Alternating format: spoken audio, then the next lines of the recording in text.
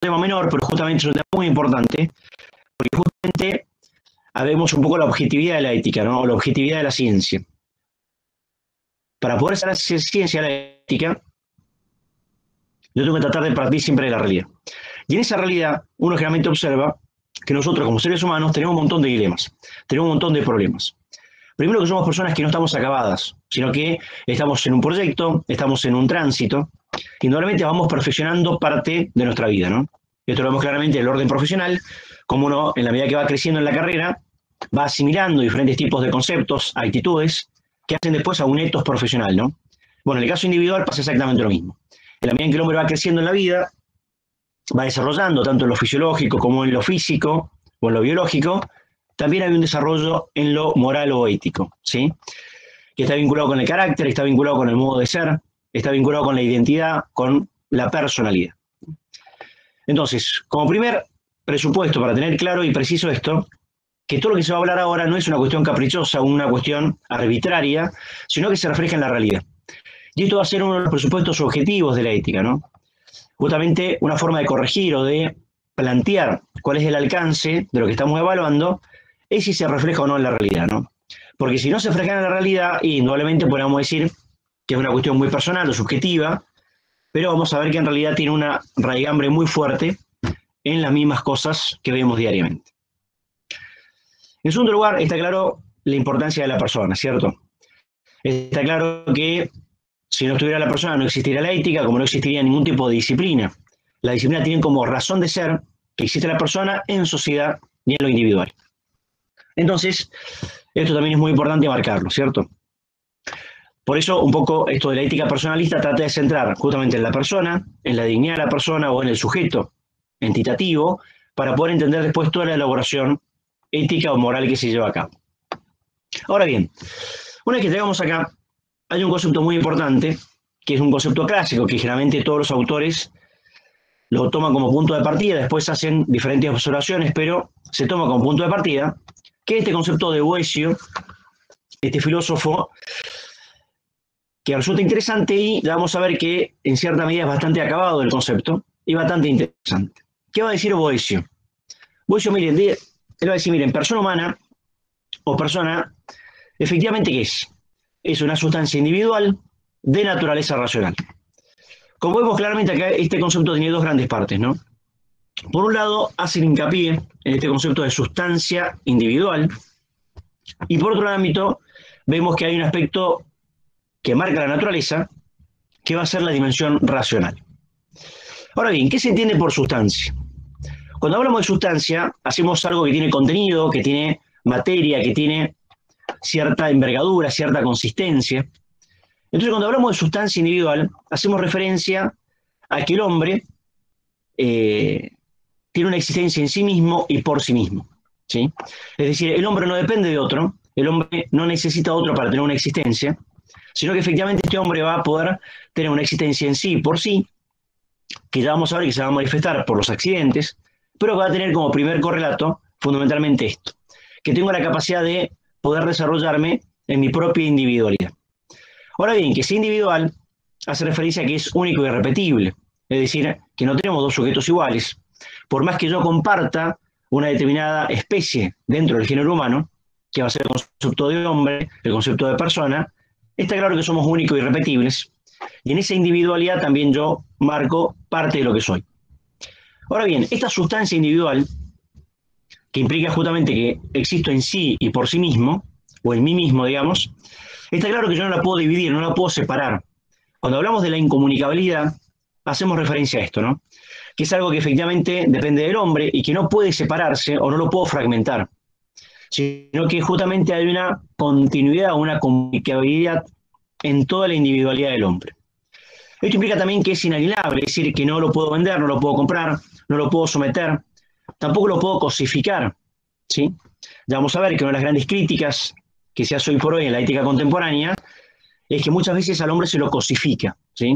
Ya no se lo considera un sujeto de derecho, un sujeto con esta propia individualidad, autonomía, sino que se lo considera como un objeto, ¿no? Un objeto de comercio, un objeto de transacción, un objeto de una relación laboral, etc. Y además sabemos que esta sustancia individual también la tengo que tener en cuenta como una cuestión total. Es decir, hay una cierta continuidad en este concepto de sustancia que implica una cierta integridad y también una cierta totalidad en lo que considera mi persona. Ya vamos a ver que toda esta definición que implica la sustancia da toda una discusión porque hay personas que consideran que no hay persona desde un momento o de otro, o para que sea persona tengo que tener algunas características de humanidad. Entonces como que este concepto de totalidad se empieza a problematizar o a interrogar. Entonces ya empezamos a ver que hay cuestiones parciales, digamos, y no integrativas como a veces se van a plantear. Pero respecto a la sustancia individual, entonces nos tiene que quedar claro esto. Que estamos frente a una sustancia que es en sí por sí mismo, es decir, el hombre se define en sí por sí mismo, en cierta medida no depende de otro, en otro sentido vamos a ver que sí depende de otro, pero ya sería a título comunitario, título social, pero en principio no dependemos de otro, digamos. Somos, efectivamente, no podemos separarnos, no podemos dividirnos, sino que estamos incomunicados en cierta medida. No que no tengamos comunicabilidad, sino que el concepto filosófico es que tenemos una cierta continuidad en nuestra propia identidad. Bueno, inalienabilidad y totabilidad. Ya vamos a ver que esto después Aristóteles lo va a desarrollar y va a quedar más claro. Ahora bien, eso respecto a la sustancia individual. Ahora bien, cuando hablamos de naturaleza racional, ¿qué estamos hablando? Y estamos hablando de que efectivamente esta sustancia individual va a tener una característica que la hace sobresalir, que va a ser, podríamos decir, la dimensión más fuerte, más alta del hombre, que va a ser justamente esta dimensión racional. Ya vamos a ver que el hombre comparte con el animal un montón de características, pero acá justamente va a ser la diferencia de la vida superior del hombre respecto al animal, que va a ser mi vida racional. Ahora bien, esta vida racional también tiene algunas características. En primer lugar, esta vida racional nos permite ser cognoscibles, es decir, somos sujetos cognoscibles, cognoscitivos. ¿Esto qué significa? Que esta capacidad nos permite conocer, nos permite observar, nos permite contemplar. Por esta capacidad el hombre puede efectivamente apreciar las cosas, poder degustarlas, poder estar al alcance de ellas. Entonces, esta capacidad cognoscitiva es muy importante porque a partir de ella puedo conocer. Y esto es un presupuesto para tomar decisiones posteriores, porque puedo conocer, puedo jerarquizar, puedo reflexionar, puedo tomar decisiones, puedo emitir juicios.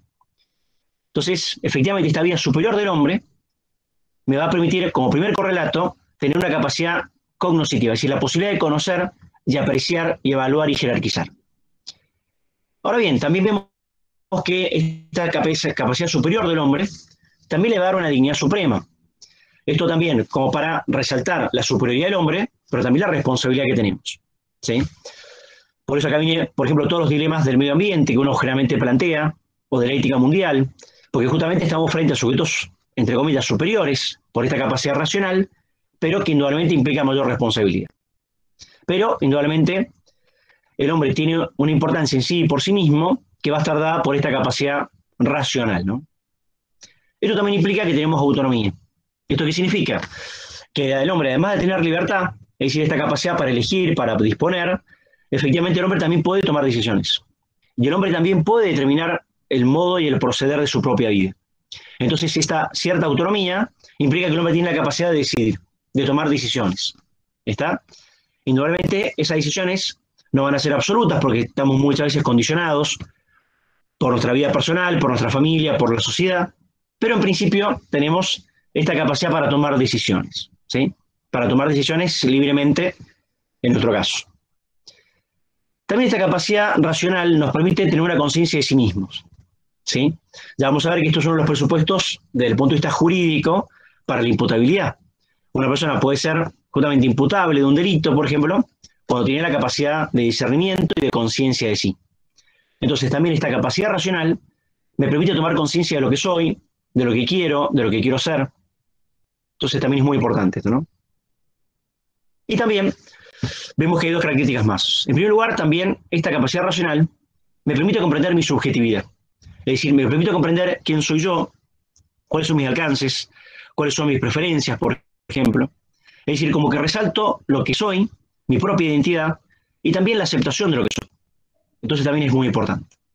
Y también, por último, esta capacidad racional o esta naturaleza racional también implica que en el hombre hay una cierta intimidad en la cual también tengo que respetarle y ser muy cuidadoso de eso, porque justamente ahí es donde yo desenvuelvo parte de mi vida.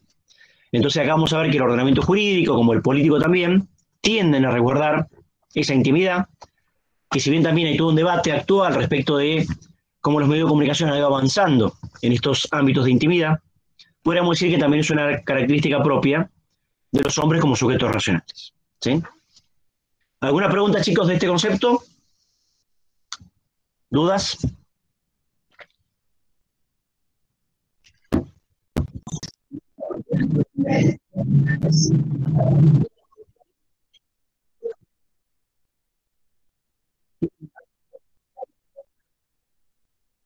No, eso se desprende de la naturaleza racional. La columna de la derecha explica la naturaleza racional. En la columna de la izquierda, la sustancia individual.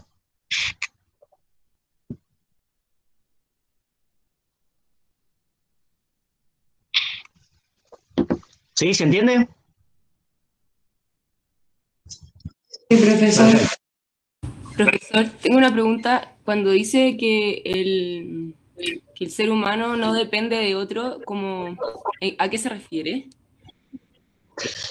Se refiere que a mi propia sustancia, es decir, a mi condición de sujeto de derecho, a mi condición de persona humana, en cierta medida no está dependiendo de otro.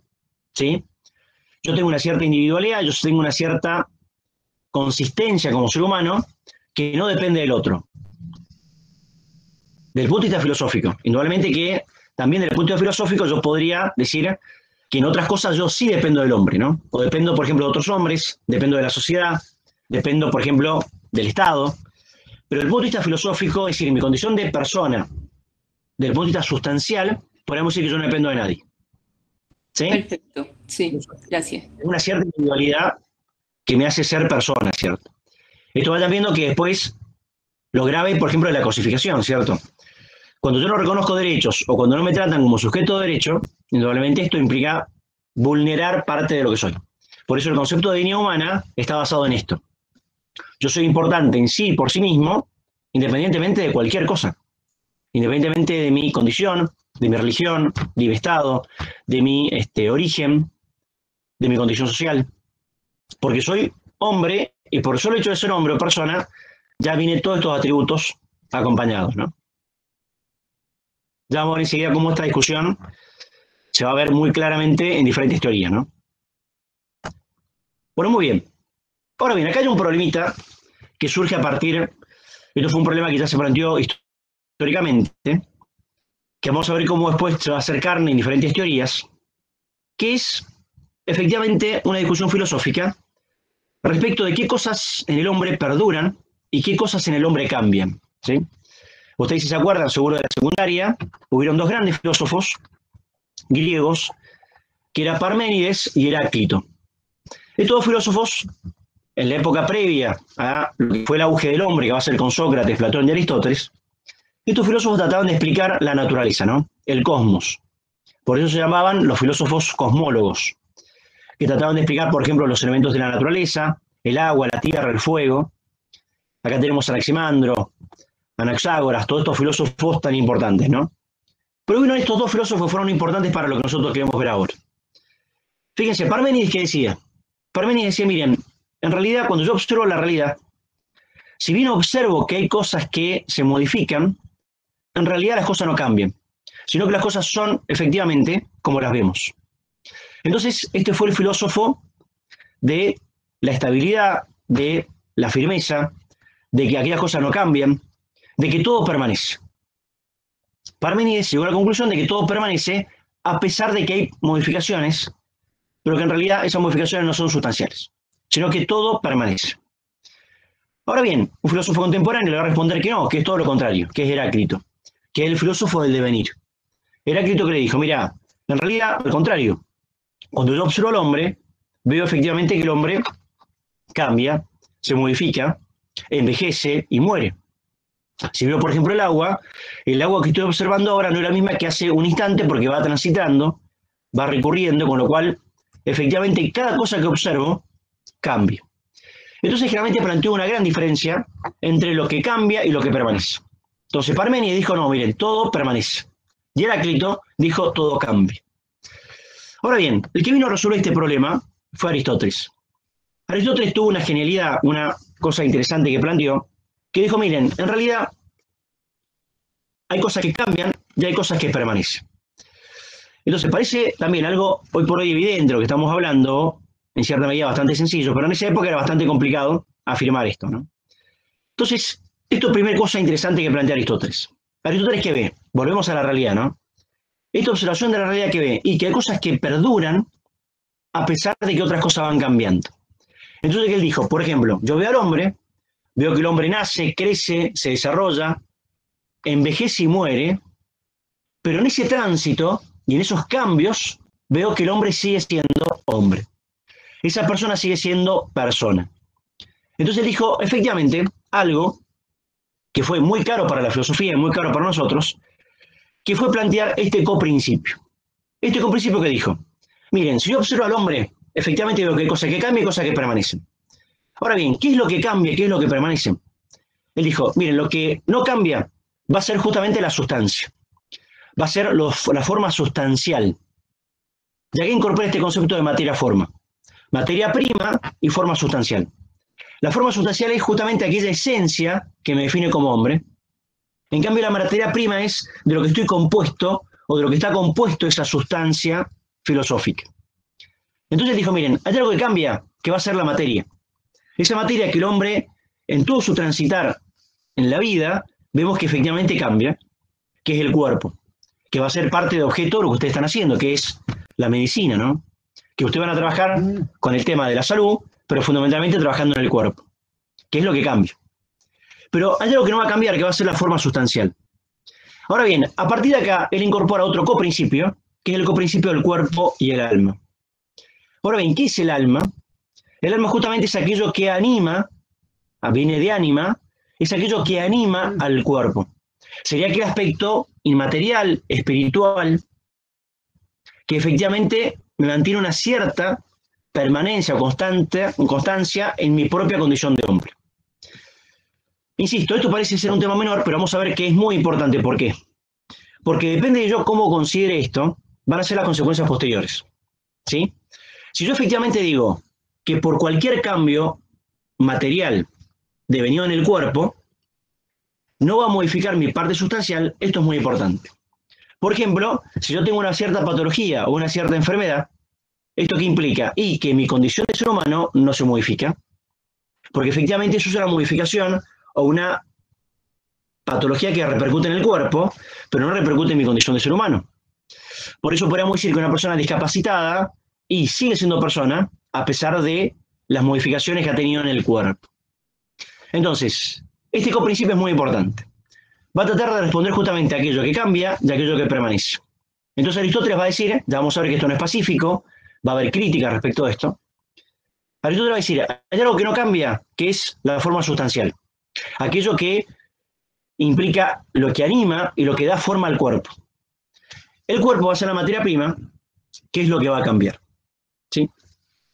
Entonces, a partir de acá, él justamente elabora este concepto de unidad sustancial, que es lo que vimos en Boecio, ¿no? Boecio va a tomar toda la mejor tradición grecolatina y elabora ese concepto que vimos al principio. Entonces, él retoma este concepto de unidad sustancial, que es lo que vimos anteriormente. Ahora bien, ese ente sustancial, que ya dijimos que es aquel que existe en sí mismo y no en otro, y que sí que existe consigo mismo, se va a diferenciar del ente accidental, que justamente es aquello que me manifiesta el cuerpo o la materia. Entonces acá esta distinción también es muy importante. Cuando habla de sustancia de accidente, está haciendo referencia a eso, ¿no? La sustancia que es el hombre, es la persona, aquella que existe en sí y por sí mismo y no en otro.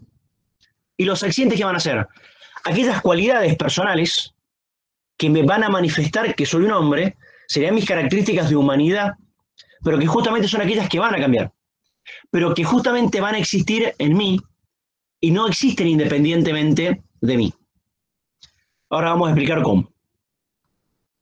Entonces Aristóteles arriba a este concepto.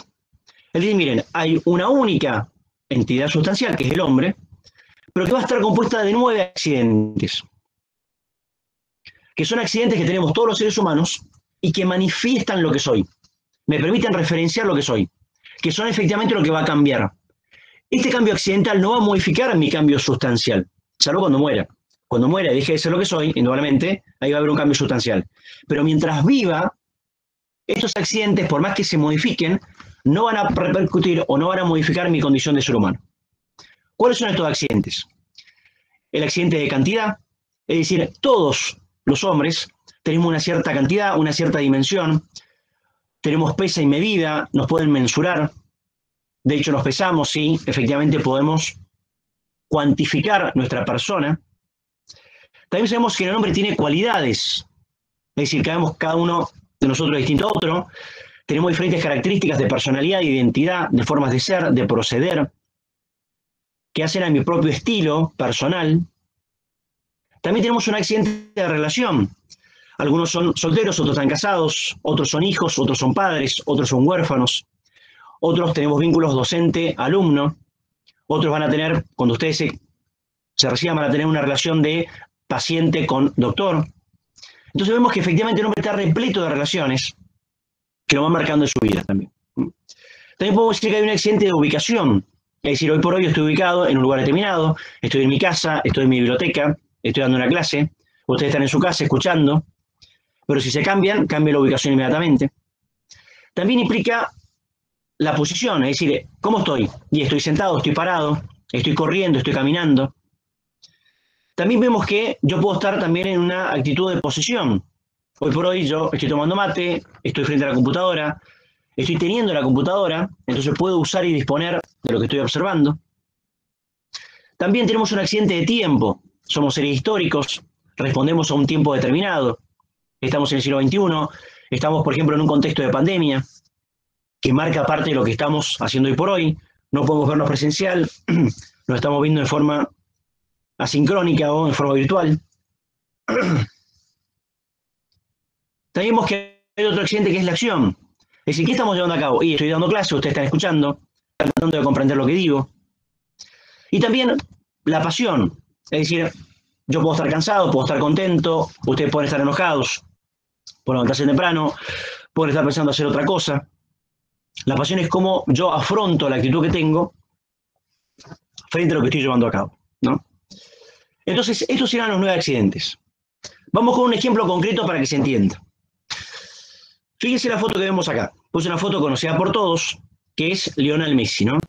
Justamente Lionel Messi está en el Barcelona, en la cancha del Barcelona, justo está con la esposa, que ya sabemos que es Antonella, y está con su hijo, uno de sus hijos, ¿no?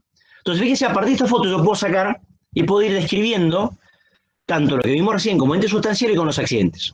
Ya dijimos que el ente sustancial es el hombre, es decir, Lionel Messi, que es aquello que soy en sí mismo y por mí mismo, independientemente de cualquier cosa. Ahora bien, ¿qué accidentes van a definir a Messi? Ya dijimos, el hombre es sustancia. Vemos el accidente de la cualidad. ¿Qué cualidad tiene Messi? Y es futbolista. Si yo tendría que marcar una característica que defina a Messi, cualidad, no cantidad, es que es futbolista. Si yo tendría que evaluar algún tipo de cantidad, y podría poner el B, peso, pero sabemos que le dicen la pulga porque es bajito, es chico. Entonces vemos ya que el accidente de cantidad lo refleja muy claro. Si yo quisiera recastar el accidente de relación, podríamos poner un montón, es hijo de, es padre, es amigo, es no sé, un montón de cosas, pero acá en la foto que vemos, y que es esposo de Antonella Roccuzzo. También podemos preguntar el accidente de dónde, y en la cancha de fútbol, en este caso en la cancha de la Barcelona. ¿En qué posición? Y está parado, y dentro de poco va a empezar a jugar o va a empezar a correr, por ejemplo. ¿Tiene algo como posesor y como posesión? Digamos, sí. Hoy por hoy tiene a su hijo en sus brazos, pero también podría tener la pelota o podría tener una copa levantando, por ejemplo. ¿Cuándo? Y llegó a las 21 horas al estadio y esto está transcurriendo a las 22 horas también.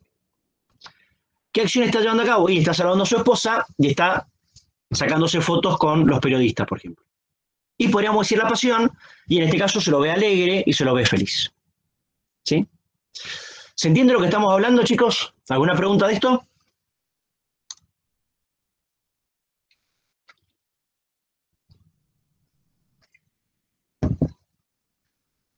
Se entiende, profe. Muy bien, gracias.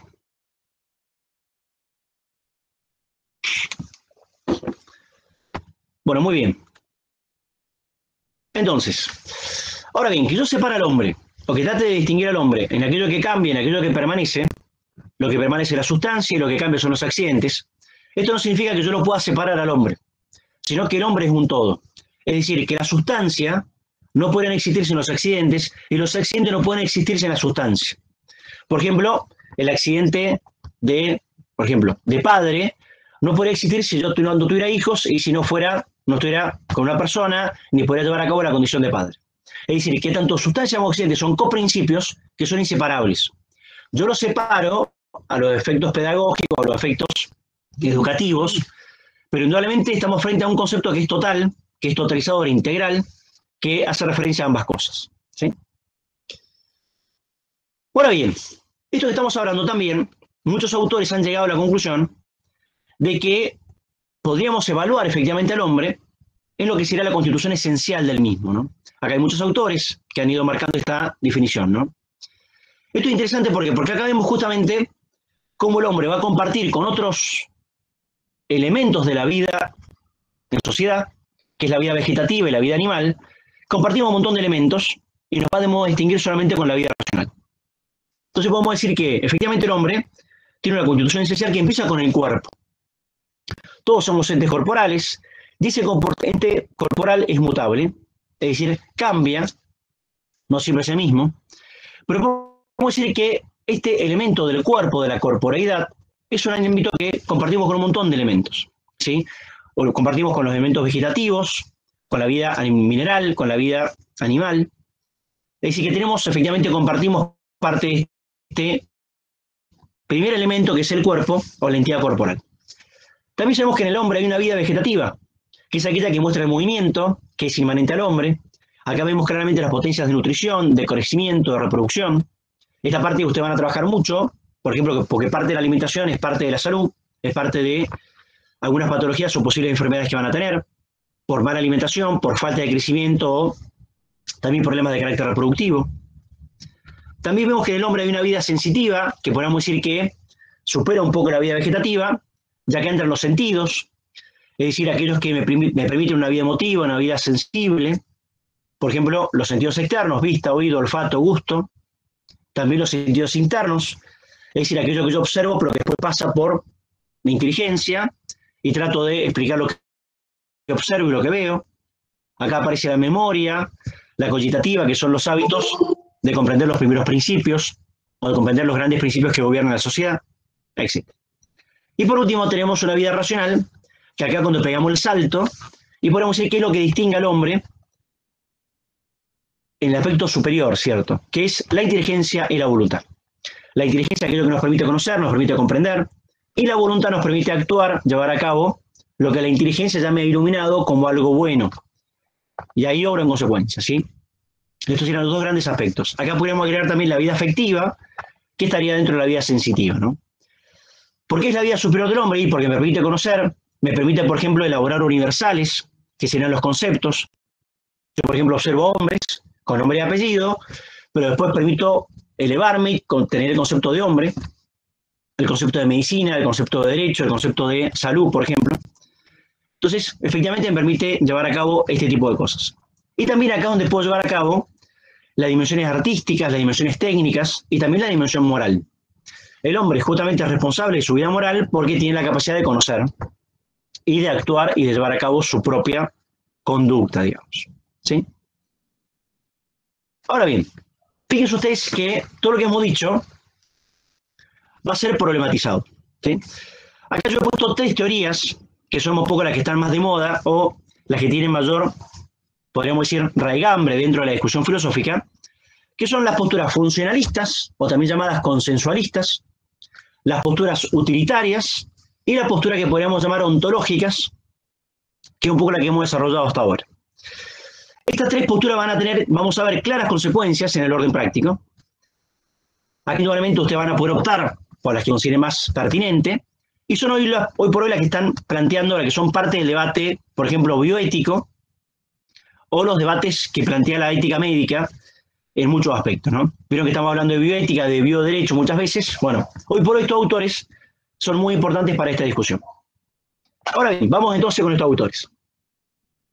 Cuando hablamos de teoría funcionalista, o también o también llamada consensualista o consecuencialista. Si bien hay diferencias, podremos tomarla hoy por hoy como sinónimos. Son aquellas posturas que van a plantear que efectivamente, para que a mí me consideren como ser humano, primero tengo que determinar qué funciones voy a cumplir o qué funciones me determinan a mí como condición o como sujeto o como persona. ¿Sí? Es decir, previo a la determinación de mi concepto de persona o a mi categoría de persona, tengo que determinar previamente bajo qué requisitos me van a nombrar a mí o me van a considerar. ¿Sí? Entonces, acá vemos que esta teoría funcionalista va a estar determinada, mi condición de ser humano, a lo que determinen los otros. A lo que determine, por ejemplo, un Estado, a lo que determine una ley, a lo que determine alguien externo, que va a considerar que reunidas esas características, yo voy a poder ser parte de esa categoría. Bueno, acá tenemos un autor muy importante, que es John Rawls, un profesor de la Universidad de Harvard, muy importante, ya fallecido, que escribió 2 libritos muy importantes. Uno se llamó Teoría de la Justicia y otro se llamó Liberalismo Político. Lo que plantea Rawls, en pocas palabras, es lo siguiente. Le dice, miren, ¿cómo podemos hacer para vivir en sociedad cuando en la sociedad todos pensamos distinto? Todos tenemos concepciones morales, concepciones políticas, concepciones religiosas, concepciones sociales, culturales, totalmente distintas. Si yo le preguntara a ustedes, por ejemplo, que están hoy acá en la clase, vamos a ver que cada uno tiene preferencias, tiene diferentes actitudes, tiene diferentes pensamientos. Cada uno de ustedes tiene una cosmovisión de su vida y de lo que quiere hacer en su vida, que es muy distinto. Entonces dice John Rawls, bueno, ¿cómo hacemos para convivir a pesar de todas estas diferencias? Porque en un primer lugar las tengo que reconocer, no las puedo, soslayar o no reconocer. Entonces, ¿cómo hago para reconocerlas, pero a su vez que compartamos todo algunas líneas comunes? ¿Se entiende? Entonces, él, en este librito, Liberalismo Político, cuando habla de la persona y con todas las concepciones que hay de persona, él dice lo siguiente. Él dice, la concepción de persona se desprende del modo en que la cultura política pública de una sociedad democrática concibe a los ciudadanos. Algo que se plantea en sus textos políticos fundamentales, Constitución, Declaraciones de Derechos Humanos, y en la tradición histórica de interpretación de esos textos. Quiero subrayar que la concepción de persona como libre e igual es una concepción normativa, es construida por el pensamiento y la práctica moral y política. ¿Sí? Entonces, ¿qué me quiere decir acá John Rawls? Que yo acá me separo un poco de la filosofía de lo que venimos hablando hasta ahora, y ¿qué me está diciendo? Que en realidad mi categoría de persona humana, va a estar determinada ¿por qué? Por lo que los textos y por lo que la circunstancia política en el momento determinen lo que es persona y lo que no es persona. Y decir, es lo que está planteando acá, ¿no? El concepto de persona como libre e igual no es un concepto filosófico previamente, que después el Estado lo toma y el derecho lo regula. No, no, no. Es algo que se va a discutir ahora. ¿Y esto qué significa? Y que hay condiciones personales, condiciones o circunstancias de algún tipo de sujetos que van a ser consideradas no personas. Y acá empezamos con los problemas. Porque justamente es un concepto normativo. Ahora bien, está claro que cada gobierno va a tener diferentes leyes, diferentes concepciones, con lo cual si yo dependo de mi condición de persona a una cuestión normativa o estatal, y es peligroso. Es peligroso y un poco lo que muchos autores que son críticos de lo que es la actual siglo XX van a empezar a criticar esto. ¿Sí? El tema de la globalización, el tema de la ética mundial, el tema de la cosificación del ser humano, que justamente van a empezar a criticar a estos autores porque van a plantear este tipo de conceptos. En pocas palabras, lo que dice John Rawls, miren, tu condición de persona lo tiene que determinar el Estado por medio de una norma. Che, pero yo soy persona independientemente de lo que el Estado diga, sino que el Estado tiene que reconocer, no construir mi concepto. Bueno, dice que lo tenemos que construir. ¿Sí? Ahora bien, ¿y acaso que las personas preguntan, ¿no? Si mi concepto de persona humana va a estar dependiente o va a estar supeditado a lo que dice el Estado, ¿qué pasa con personas que tienen una cierta duda respecto de mi condición de persona? Por ejemplo, personas con discapacidad. Porque está claro que si yo digo que una persona tiene que ser persona con diferentes características, y hay personas que sabemos que no tienen esas características comunes. Hay personas que no tienen una cierta plenitud física, sino que tienen problemas motrices, y hay personas que tienen una discapacidad mental o intelectual o cognitiva que también puede correr riesgo de que efectivamente no me consideren persona.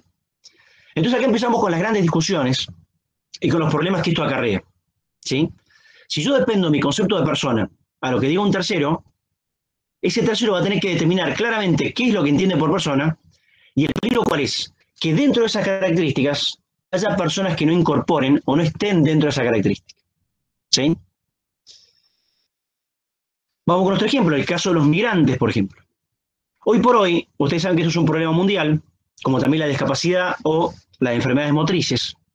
Pero hoy por hoy, por ejemplo, hay estados que no permiten el ingreso de personas. O peor aún, ¿qué dicen? Miren, usted va a ingresar siempre que cumpla estos requisitos. Por ejemplo, si tiene un plazo fijo, tiene plata depositada, si tiene un nivel educativo determinado.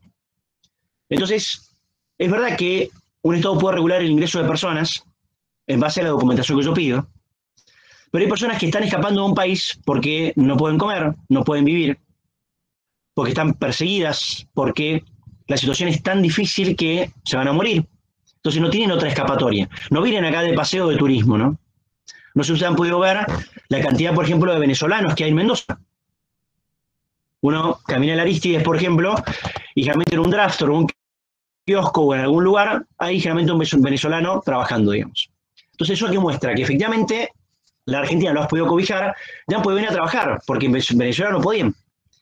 Entonces, fíjense acá como mi categoría de extranjero, en algunos estados, me implica que no soy sujeto de derecho. Implica que no puedo ingresar, ni tampoco puedo ejercer derechos. ¿Y esto por qué? Y porque es una cuestión que lo determina el Estado, ¿no? Entonces la pregunta es, ¿yo soy persona independientemente de mi condición nacional? ¿O en realidad mi condición nacional determina mi condición de sujeto de derecho? En muchos estados, el hecho de ser extranjero ya me limita o me cercena parte de derechos. ¿Quedó claro la concepción funcionalista? ¿Alguna pregunta de Profesor, ella? Sí. em, no sé si tiene relación, ahora que estoy pensando, que hace poco leí un artículo de que algún diputado de Chile quería hacer a las personas que no pagaran las multas por violar las restricciones, digamos, contra el COVID, quitarle todos los documentos. Creo que le dijo muerte civil. No sé si tiene que Uh-huh. ver con eso también.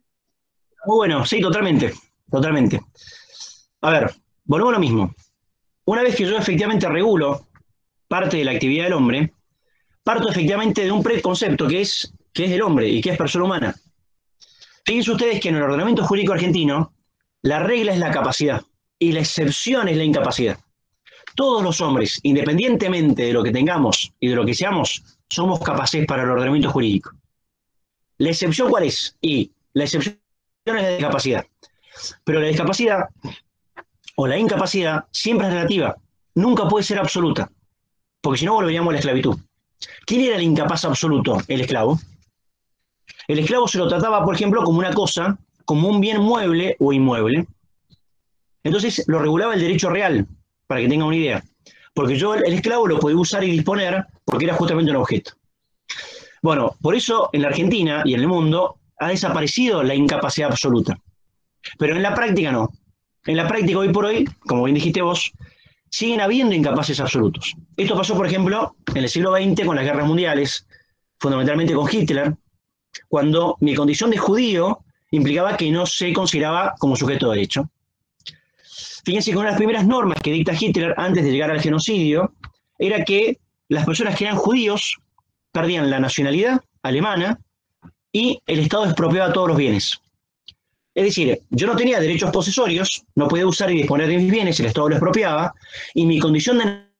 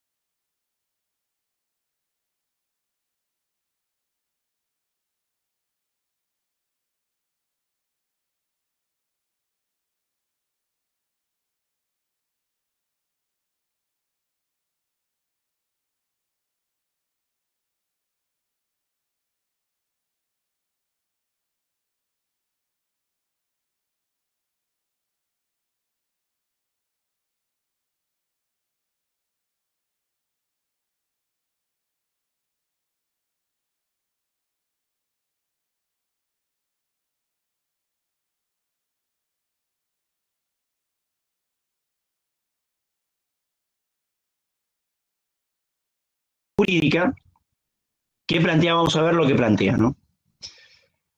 Bueno, este autor todavía vive, indudablemente es uno de los grandes, por ejemplo, filósofos que apoya los movimientos, por ejemplo, de los derechos de los animales, todo el movimiento de la eutanasia en el mundo, fundamentalmente la eutanasia, ha trabajado mucho en estos temas, ¿no? Fíjense los libros que escribió, Ética Práctica, y uno que se llama esto, ¿no? Repensar la vida y repensar la muerte. Fíjense lo que él decía, textual, ¿no? Respecto a lo que estamos hablando. Él dice así: si un ser sufre, no puede haber justificación moral alguna para la negativa a tener en cuenta su sufrimiento. Ya dijimos que la visión utilitaria que dice que mi objetivo en la vida es buscar placer. Si yo efectivamente tengo dolor o padezco dolor, mi vida ya no tiene sentido, porque ya perdí la capacidad de placentera y esa condición ya determina parte de lo que soy. Entonces fíjense, si un ser sufre, no puede haber justificación moral alguna para la negativa a tener en cuenta su sufrimiento. No importa cuál sea su naturaleza, el principio de igualdad exige que el sufrimiento de ese ser sea equiparado con su sufrimiento semejante al de cualquier otro ser. Si un ser no es capaz de sufrir ni experimentar goce o felicidad, no hay nada que tener en cuenta.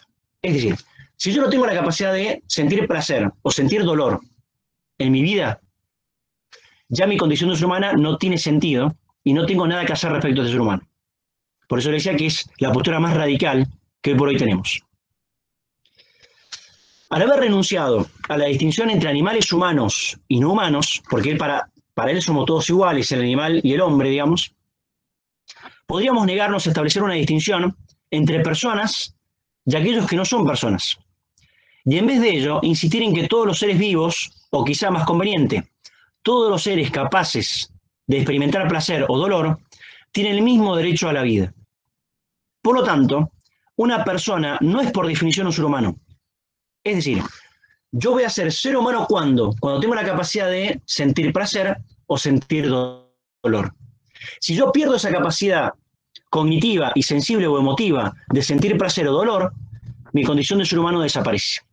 Con lo cual, no soy persona humana, no soy ser humano, sí soy persona, pero ser persona no implica ser humano. Con lo cual, vemos que hay una distinción muy polémica. Vamos con los ejemplos. ¿Qué pasa con las personas mayores de edad? Hay personas mayores de edad que por la edad, ya vamos a ver, con otra enfermedad, pero que indudablemente muchas veces pierden esta capacidad de sentir placer, sentir dolor. Entonces uno podría decir tranquilamente que estas personas mayores de edad ya no podrían ser consideradas personas. Esto está pasando en muchos países de Europa, en el cual el anciano o la persona mayor de edad se considera un estorbo, se considera una cosa que me está complicando la vida, no solo desde el punto de vista jubilatorio, porque la expectativa de vida ha crecido, sino también porque implica hacerme cargo de algo que en principio no podría considerar como persona. Vamos con un ejemplo concreto, las personas con Alzheimer. Una persona con Alzheimer no solo perdió la memoria, usted lo conoce mejor que yo, sino que pierde la capacidad del placer o de dolor.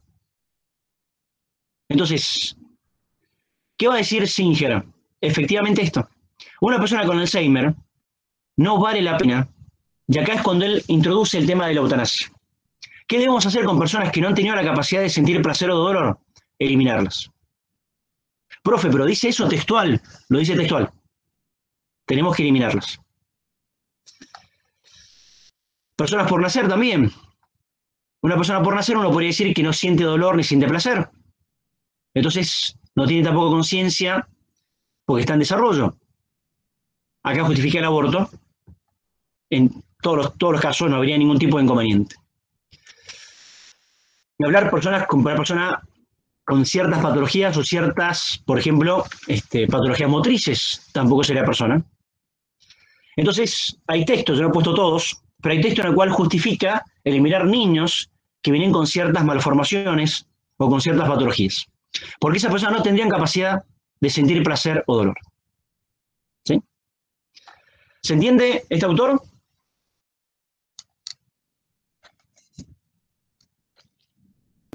Sí, Doc, se entiende. Sí. Perfecto.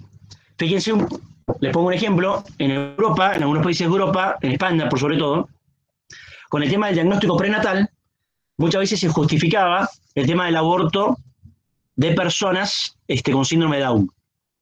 Justamente el diagnóstico prenatal tenía por objeto, además de evaluar el cuadro médico en general, tenía por objeto, como ustedes saben, evaluar si esta persona salía con síndrome de Down o no.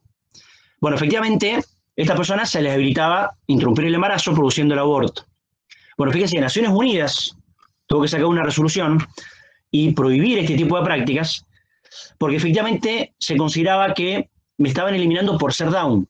Es decir, me estaban eliminando por alguna patología, por alguna enfermedad que tenía de base. ¿Sí? Que no era la discusión del aborto en sí, sino que era una discusión que me eliminaban por ser Down. ¿Sí? Fíjense, hoy por hoy tenemos una convención de personas con discapacidad, en el cual esto sería inaudito y totalmente fuera de lo que se plantea, ¿no? Hoy por hoy hemos avanzado. Yo creo que las personas con discapacidad, si bien no tienen la plena capacidad, esta incapacidad relativa se puede solucionar y puedo tratar de solventarla, ¿no? Ahora bien, tenemos la última concepción, que es llamada ontologista, que es un poco la que planteamos al principio, que era justamente aquella que dice que en realidad soy persona o no soy persona, pero en el caso de que ser persona, esto implica que yo reúna todas las capacidades o todas las características que implica mi humanidad, que implica que yo debo reconocerla y debo respetarla desde el punto de vista jurídico o político. ¿Sí? Acá pongo dos autores que van a ser representativos de esta escuela. Uno es Jérôme Lejeune, que lo tienen que conocer. Este médico, pediatra, fue el que descubrió, genetista también, fue el que descubrió efectivamente el síndrome de Down. Tiene varios libritos, que es el embrión humano y el avance médico del embrión del síndrome de Down, ¿no? Por eso en la foto, generalmente cuando uno busca una foto de él, siempre aparece con un chico Down. Bueno, ayer fue efectivamente el que descubrió esta cuestión cromosómica, que indudablemente explicó parte del síndrome de Down, ¿cierto? Fíjense lo que dice Jérôme Lejeune, ¿no? Dice, cuando existe la primera célula, todo, absolutamente todo, lo que le permite evolucionar hacia el individuo, ya se encuentra en su lugar. Cuando un espermatozoide fecunda el óvulo, produce la célula más especializada del mundo. Especializada para la que ninguna otra célula tendrá jamás las instrucciones durante la vida del individuo que acaba de crearse. Ningún científico ha omitido jamás la opinión de que un embrión puede ser objeto de propiedad. Desde la concepción, un hombre es un hombre. Más allá de la concepción, más allá del criterio de la concepción como criterio de inicio, lo más importante es esto, que a partir de ahí ninguna modalidad, ninguna precariedad, ninguna patología puede cercenar o limitar mi condición de ser humano. Esta es la cosa más importante. Con lo cual, hay una protección integral del ser humano. Fíjense cómo esto, generalmente el ordenamiento jurídico lo tiene en cuenta. Después habrá excepciones pertinentes a alguna eventualidad particular, ¿sí? Por ejemplo, el aborto terapéutico, o en el caso de el empecinamiento terapéutico, en el caso de la eutanasia, en el cual yo podría efectivamente desconectar a una persona, que eso ya lo van a ver después con el profe Olais en los dilemas éticos. Pero hoy por hoy podríamos decir que la consecuencia de esta concepción es que efectivamente yo voy a proteger al hombre bajo cualquier tipo de modalidad. Y yo no podría poner una condición al reconocimiento de la persona, porque ya sería inmediatamente establecer categorías de personas. Entonces tendría categorías de máxima, categorías de mínima o categorías intermedias. No, si yo soy hombre, eso implica que tengo existencia y que tengo el correlato de ser sujeto de derecho. ¿Bajo qué? Bajo cualquier modalidad, bajo cualquier modalidad. Sano, enfermo, gordo, flaco, calvo, con pelos, alto, bajo, religioso, no religioso, cualquier condición. ¿Sí? Y el otro autor, un filósofo muy importante alemán, que es Robert Spemann, que también insistió mucho en esto, y ha sido también otro de los autores que está en la discusión actual. Fíjense esta frase, que también es muy pertinente, de esta concepción, ¿no? Fíjense lo que dice él. Dice, miren, las personas son o no son, pero si son, son siempre actuales, siempre en acto. Son como la sustancia aristotélica. Realidad primera que encierra en sí la posibilidad de diferentes actualizaciones ulteriores. Pero que es realidad primera. Después van a haber modificaciones ulteriores, pero que responden a esta realidad primera, ¿no? Para la condición de ser personal, solo puede y debe haber un criterio: la pertenencia biológica al género humano. De ahí que tampoco se pueda separar el comienzo y el fin de la existencia de las personas del comienzo y del fin de la vida humana. Si existe alguien, existe desde que existe un organismo o un organismo humano individual y seguirá existiendo mientras el organismo esté vivo. Esto acá le está respondiendo a Peter Singer cuando distingue entre persona y ser humano.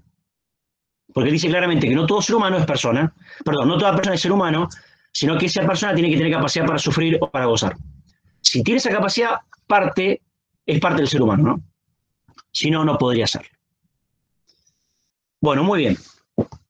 Llegamos entonces a esta primera parte. Esperen que vuelva. Ya hay más en preguntas o comentarios de lo que estamos viendo.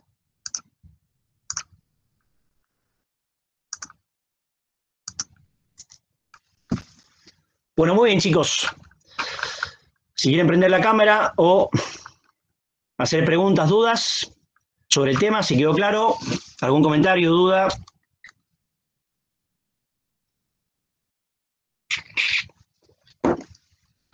¿Quedaron claras las tres concepciones? Para mí quedó Profe, todo yo claro, tengo una profe. duda.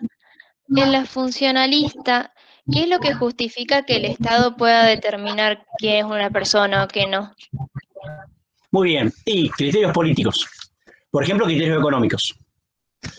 Vamos con el ejemplo de Estados Unidos. Estados Unidos, hoy por hoy, limita el ingreso, también en Europa, ¿no?, de muchas personas al Estado.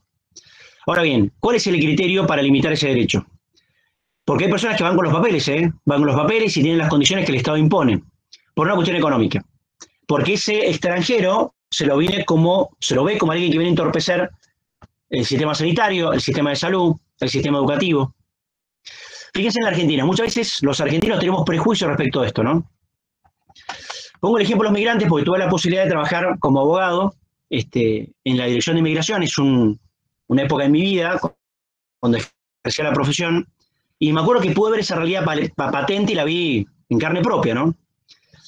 Entonces a veces tenemos ese criterio, ¿no?, de que el extranjero viene a complicarme la vida. Entonces muchos de estos que hacen limitan esos derechos. Entonces me dicen, no, para poder tener el derecho a la libre circulación me ponen diferentes condiciones. O a veces me los cercenan. Pero acá el criterio es económico. Entonces, por ejemplo, hay un criterio que se dice que nos vienen a robar la educación. ¿Saben cuántos estudiantes hoy por hoy tiene la UNCUYO? Estudiantes extranjeros que están estudiando, que la mayoría son de posgrado, que los posgrados en la de Cuyo se pagan. ¿Saben cuántos estudiantes tenemos extranjeros? Estudiantes totales, hay más de 55.000 estudiantes en toda la de Cuyo. ¿Saben cuántos extranjeros son de esos 55.000? ¿Se les ocurre algún número?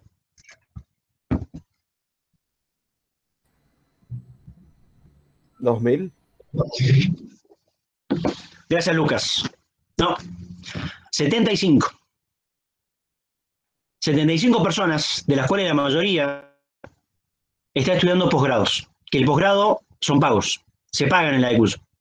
Son baratos, pero se pagan igual. Que muchos vienen porque efectivamente, para que tengan una idea, un doctorado en Chile sale $200.000 y en la Argentina sale 150.000 pesos. O sea, nada, comparado con lo que ellos pagan, ¿sí? Pero muchas veces tenemos prejuicios respecto a esto, ¿no? Si uno analiza, tuve la posibilidad también de analizarlo, el tema delictivo, ¿no? La cantidad de robos o hurtos. Dicen, no, vienen los extranjeros a robarnos. El porcentaje de los delincuentes por nacionalidad extranjeros no llegaba al 2,5%. Si uno también analiza las estadísticas médicas, ahí sí podemos estar un poco más complicados. Por ejemplo, hoy por hoy, Chile, ponemos un ejemplo muy cercano. Ustedes saben que Chile, la salud es privada, es bien capitalista, está terciarizada, digamos, y si yo no tengo ingreso no puedo utilizar el servicio médico, ¿no? Entonces hay muchos chilenos vienen, por ejemplo, al NOTI,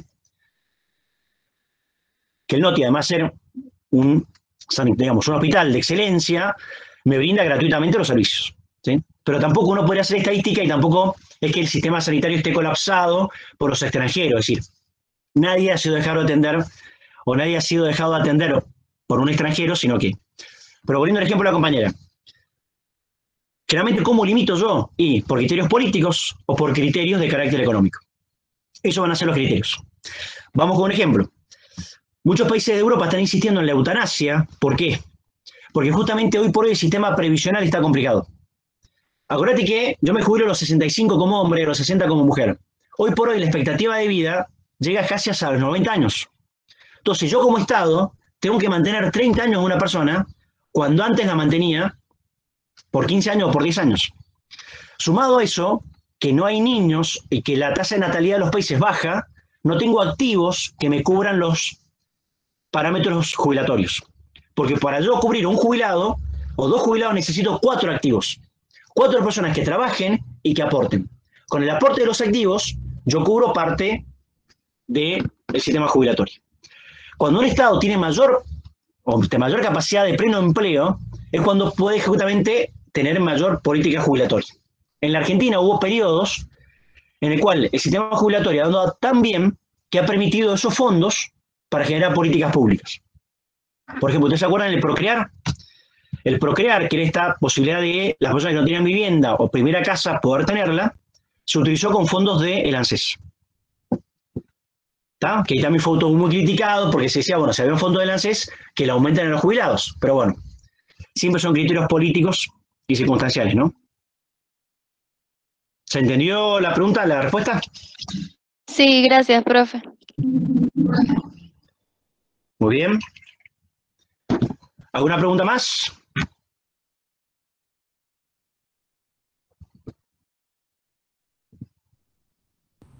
Profe, ¿qué capítulo hay que leerse para la próxima clase? Mira, en realidad lo que estamos viendo es el capítulo 3, que hemos visto la primera parte, nada más que yo la primera parte, ustedes van a ver que es muy cortita en el libro, yo la amplié con estas concepciones porque son muy importantes, ¿no? Y aparte porque están en el ojo de la tormenta de lo que ustedes están haciendo, es decir, hoy por hoy la medicina se plantea todos estos dilemas éticos, ¿no? Si bien ya van a haber bolitas que se van a plantear esto más concretamente, quise plantear como las 3 posturas que están hoy por hoy en vilo, ¿no? Que están poniendo en tela de juicio el tema de persona. Si bien el libro parte de la teoría ontologista o personalista, vi la necesidad también de plantear otras posturas, primero porque a algunos de ustedes les puede cerrar esa postura y les puede considerar pertinente, o para también plantearles cuáles son las que están discutiendo hoy por hoy, ¿no? Para que no se queden solamente con una visión, que es la ontologista, sino que hoy también tenemos la utilitarista y la funcionalista. Hoy por hoy, les pongo el ejemplo, tiene mucha cabida la funcionalista. La funcionalista tiene cada vez más cabida, ¿no? Indudablemente, siempre y cuando los criterios que yo determino pueden ser racionales. Muchas de las críticas justamente es cuando los estados empiezan a establecer criterios de funcionalidad que son medio arbitrarios, ¿no? Pero bueno, eso es otro tema. Entonces, el capítulo 3, el jueves que viene vamos a terminar a ver la segunda parte. Perfecto, gracias. Bueno, muy bien.